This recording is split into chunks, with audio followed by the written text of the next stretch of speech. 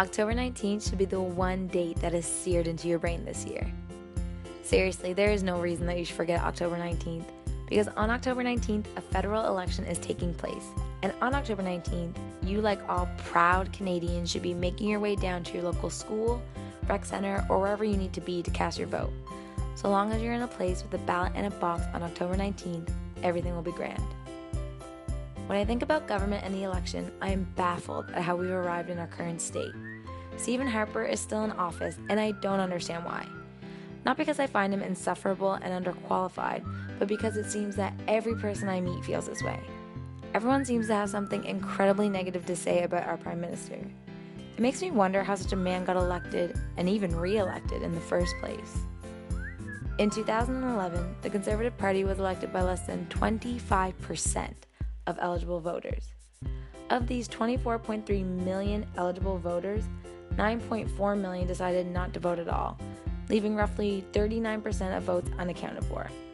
Not only did that 39% make a difference, it means that, theoretically, these people could have decided amongst themselves who the new Prime Minister should be. To make things clear, 39% is a bigger number than 25%. And it's because of this 39% who decided that their vote wouldn't make a difference that the nation ended up with a leader they didn't really want in the first place. Thinking you don't make a difference is the difference. We all have many different beliefs and opinions. We believe in fairies and ghosts and gods, parenting methods, holistic treatments, Beyonce, and a myriad of other things that sometimes don't have any sound reasoning to back them up. But we still believe. Why?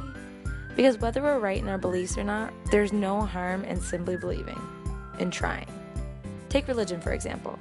When asked what will happen to us when we die, Christians believe that all those devoted to the one true God will be welcomed into the kingdom of heaven and have everlasting life. Atheists, the group without any higher up who choose to stay out of such discussions, believe that it'll simply be lights out. Nothing will happen, nothing will change, nothing will be different, regardless of what we thought or what we did. If Christians are right and they put their faith into something greater than themselves, they will be rewarded and granted paradise. And if they're wrong, they are no worse off than the atheists. The only difference? Christians, however slim, have a chance that they are right and have the possibility of a huge payoff. By believing, by participating, life after death becomes possible. For the atheists, on the other hand, not so much. Choosing not to do anything, not to believe in anything, is the only way to ensure nothing will be gained. Even though we can't possibly predict an outcome before making a decision, we still make it. We choose to believe in better. No one can determine who will keep their promises or who will make the best decisions, but voters choose to believe that someone will. They cast a ballot, place their bet, because if they're right, they'll be able to live in the nation they envisioned. And if they're wrong, they'll be no worse off than they are now. Unlike religion, there are actual facts and figures that can determine why it's important to vote. So what are they? Number 1, politicians work for whoever votes. When election time comes around, politicians will look at voter turnout before making any key policy decisions. If one demographics turnout is high, then a political leader is more likely to make policies that benefit that demographic in order to please them and win more votes. And who can blame them? Party leaders will surely hear your concerns, discuss issues with you in public forums, but if you try to voice your concerns yet are unwilling to vote, it might not matter to them at all. It'd be like asking an author to write a book you have no intention of reading. Rather pointless, is it not? Number 2, nothing will change if you don't vote. Even if you don't relate to any of the political parties running, you have the option to cast a ballot for the other. This, believe it or not, is still progress, as this number says something about the population. By submitting your vote, even to say, I don't agree with any of these platforms, you are still saying something. That vote will be read out, it will be included in reports, and it will give you a voice to be heard, not a number to be forgotten. Number 3, someone has to be in charge. Wouldn't it be nice if that someone were you? As much as I believe I'll make an incredible Prime Minister, the chances of me actually being Prime Minister are pretty slim. So if it can't be me, I want to be someone who is the most like me and thinks like I do. And you don't need to be politically savvy to have a sense of whose ideals best represent your own. I don't fully understand all the ins and outs of policies, nor do I fully understand what platforms and promises I should be rooting for when it comes time to elect someone new into office.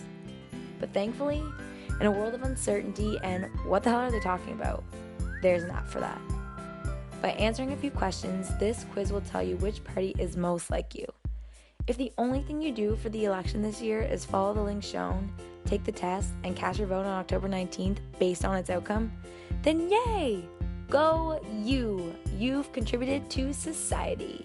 The next 4 years will be influenced by what you just did. You made a freaking difference. Congratulations! Number 4. It's not about them. It's about you. When you elect someone into office, you are backing them. Your vote is saying, hey, I believe in you. I want you to have the chance to put what you're saying into action. Now, does this mean that a party will deliver on every promise they make? That they won't falter along the way? Or that hard times won't come along during the next 4 years? Of course it doesn't. We're appointing humans, not superheroes. But when a truly significant percentage of people choose not to vote, it creates a smaller percentage of Canadian values that are being represented by our nation's leader. A smaller percentage of your values.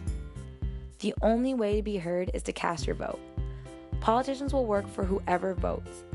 Nothing will change if you don't vote. It's the only way to have your opinions and values represented throughout Canada. And you don't have a say regarding the state of our great nation unless you participate in choosing who runs it. Do we have a perfect system? No. Will the vote undoubtedly work out in your favor? No. But there's a much better chance that things will progress towards a future we can all aspire to if you simply take a few minutes to participate in the conversation and cast your vote on October 19th. If not for anyone else, do it for you. Your opinion matters.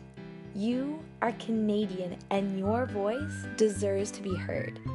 You have everything to gain with your vote and everything to lose if you don't. Your vote is your voice. Do not silence it.